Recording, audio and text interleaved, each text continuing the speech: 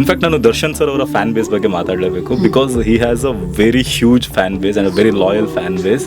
In fact ಇವಾಗ ನೀವು ಅವರ ಡೆವಿಲ್ ಸಿನಿಮಾದ ಹಾಡಿನ ಬಗ್ಗೆ ಕೂಡ ನಾವೊಂದು ರೀಸೆಂಟಾಗಿ ಇಂಟರ್ವ್ಯೂ ಮಾಡಿದಾಗ ಒಂದು ರೀಲ್ ಮಾಡಿದ್ವಿ. So huge number of comments ಅದಕ್ಕೆ ದರ್ಶನ್ ಸರ್ ಅವ್ರ ಫ್ಯಾನ್ ಮಾಡಿರೋದು. ಆ್ಯಂಡ್ ಅವ್ರ ರಿಲೇಟೆಡ್ ಏನೇ ಇದ್ರು ಕೂಡ ಅವ್ರು ಶೇರ್ ಮಾಡ್ಕೋತಾರೆ ಆ್ಯಂಡ್ ಅದು ತುಂಬ ವೈರಲ್ ಆಗುತ್ತೆ, ಟ್ರೆಂಡಿಂಗ್ ಇರುತ್ತೆ.